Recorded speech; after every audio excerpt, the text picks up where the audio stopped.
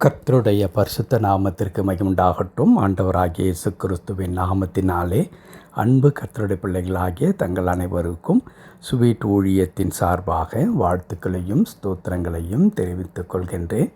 யோவான் எழுதின நற்செய்தி நூல் 16ஆம் அதிகாரம் 33வது வசனம். யோவான் 16ஆம் அதிகாரம் வசனம் 33 2வது பகுதி. உலகத்தில் உங்களுக்கு உபத்திரவம் உண்டு, ஆனாலும் திடன் கொள்ளுங்கள், நான் உலகத்தை ஜெயித்தேன்.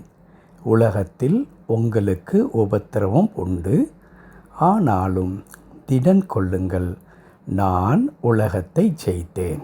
என் அன்பு கடவுளுடைய பிள்ளைகளே, இந்த உலகத்தில் நமக்கு மிகுதியான உபத்திரவங்கள் இருந்து கொண்டிருக்கிறதை நாம் பார்க்கின்றோம்.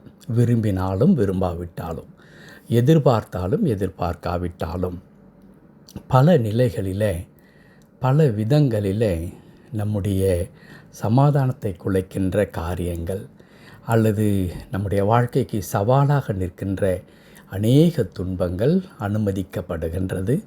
வழக்கமாகவே நம்முடைய வாழ்க்கையில் இருந்து கொண்டிருக்கிறது.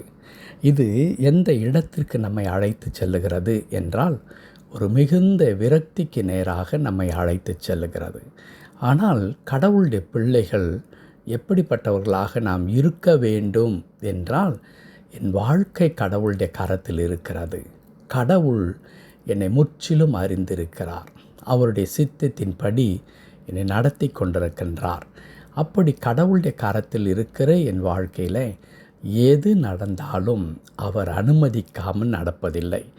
அப்படி அவரால் அனுமதிக்கப்படுகிற எந்த ஒரு காரியமும் என் வாழ்க்கையில் அது நன்மையாகவே ஆண்டவர் மாற்றுவார், முடிய பண்ணுவார் என்கிறதான ஆழமான புரிதல் கடவுளுடைய பிள்ளைகளுக்கு இருக்க வேண்டும்.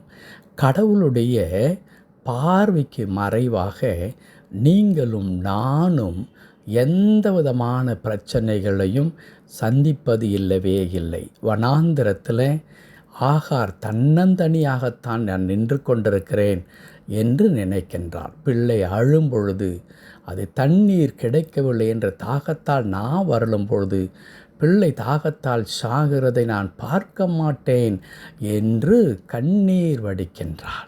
ஆனால் கர்த்தருடைய வார்த்தை சொல்லுகிறது, பிள்ளையின் அழுகையின் சத்தத்தை கடவுள் கேட்டார் என்று எழுதியிருக்கிறது.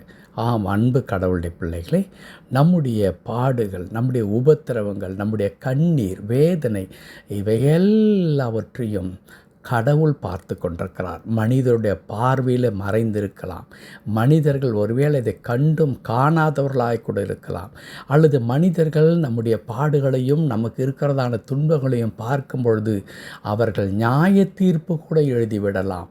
இவன் இப்படி கஷ்டப்படுவதற்கு இவன் செய்த இந்த பாவம்தான் காரணம் என்று கூட மக்கள் சொல்லலாம். அல்லது அன்றைக்கு எனக்கு இப்படி செய்தான், ஆகவே இன்றைக்கு இவன் அதை அனுபவித்து கொண்டிருக்கின்றான், இது கடவுள் அவனுக்கு நேரிட பண்ணின தண்டனை என்று கூட மனிதர்கள் சொல்லலாம். ஆனால் என் அன்பு கடவுளுடைய பிள்ளைகளை, எது எப்படி இருந்தாலும் கடவுள் நாம் சந்திக்கின்ற அந்த உபத்திரவத்தை என்னவாக பார்க்க வேண்டும் என்று ஆண்டவர் விரும்புகிறார் என்றால், தைரியத்தோடு அதை எதிர்கொள்ள வேண்டும் என்று ஆண்டவர் சொல்லுகிறார். அதை தான் இந்த வசனம் சொல்லுகிறது. நீங்கள் திடன் கொள்ளுங்கள், உலகத்தில் உங்களுக்கு உபத்திரவம் உண்டு, ஆனாலும் நீங்கள் திடன் கொள்ளுங்கள். காரணம் என்ன? நான் உலகத்தை ஜெயித்தேன் என்று சொல்லுகிறேன். எவ்வளோ அற்புதமான ஒரு வார்த்தை! நீங்களும் நானும் ஆராதிக்கின்ற கடவுள் அவர் தோற்று போன கடவுள் அல்லவே அல்ல. அவர் ஜெயித்த கடவுளாக இருக்கிறார். அவரை மேற்கொள்வதற்கு எந்த ஒரு சக்தியும் இந்த உலகத்தில் இல்லவே இல்லை என்பது நமக்கு நன்றாக தெரியும்.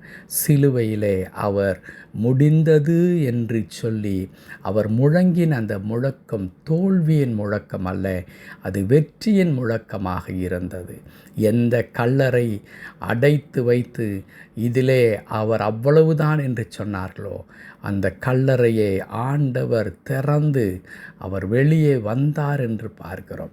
அப்படி உலகத்தை ஜெயித்த கடவுள், மரணத்தை ஜெயித்த கடவுள் நம்மை பார்த்து சொல்லுகிறார், உங்களுக்கும் இந்த உலகத்தில் உபத்திரவம் உண்டு, ஆனாலும் திடன் கொள்ளுங்கள், நான் உலகத்தை ஜெயித்தேன் என்று கர்த்தர் சொல்லித் தருகிறார். என் அன்பு கடவுளுடைய பிள்ளைகளே, இன்றைக்கு நாம் சந்திக்கிறதான இந்த உபத்திரவங்கள், இந்த பாடுகள், இந்த கண்ணீரின் பாதைகள் எல்லாவற்றின் மீதும் நமக்கு ஒரு ஜெயம் உண்டாகும். அதை மறந்துவிட வேண்டாம். ஆண்டவர் அந்த வெற்றியை நமக்கு கொடுக்கிறவராக இருக்கிறார். எல்லா விதமான துன்பங்களையும் ஜெயித்து நாம் அதிலேருந்து விடுதலையாகி ஒரு நிம்மதியான மகிழ்ச்சியான வாழ்க்கையை வாழ்வதற்கு கடவுள் நமக்கு அந்த கிருபை செய்கின்ற கடவுளாக இருக்கிறார். ஆகையினால்தான் நம்மை பார்த்து ஆண்டவர் சொல்லுகிறார், நீ திடன் கொள் என்று சொல்லி. ஆம், தைரியமாக இருக்கலாமா? நம்பிக்கையோடு இருக்கலாமா? விசுவாசத்தோடு கூட இருக்கலாமா? இன்றைக்கு நம் கண் முன்னே நின்று கொண்டிருக்கிற இந்த சவால்களெல்லாம் ஆசீர்வாதமாய் மாறப்போகிறது. இந்த எல்லா குழப்பங்களும் நமக்கு வெற்றியை கொண்டு வரப்போகிறது. எல்லா பிரச்சனைகளும் நமக்கு ஆண்டவருடைய வல்லமை என்ன என்பதை நம்முடைய வாழ்க்கையில் வெளிப்படுத்தி தரப்போகிறது. பயப்பட வேண்டாம். கர்த்தரை நோக்கி நாம் பார்க்கலாம். கிருபை நிறைந்த எங்கள் நல்ல ஆண்டவரே, உமக்கு நன்றி செலுத்துகிறோம். உம்முடைய அளவில்லாத தயவு இரக்கத்திற்காக தோத்துறோம். கர்த்தருடைய மாறாத பிரசன்னமும் கிருபையும் எங்களோடு கூட இருந்து எங்களை பொறுப்படுத்தி கொண்டிருக்கிறதற்காக, எங்களை நடத்தி கொண்டிருக்கிறதற்காக நாங்கள் உம்மை ஸ்தோத்திரிக்கிறோம் சுவாமி.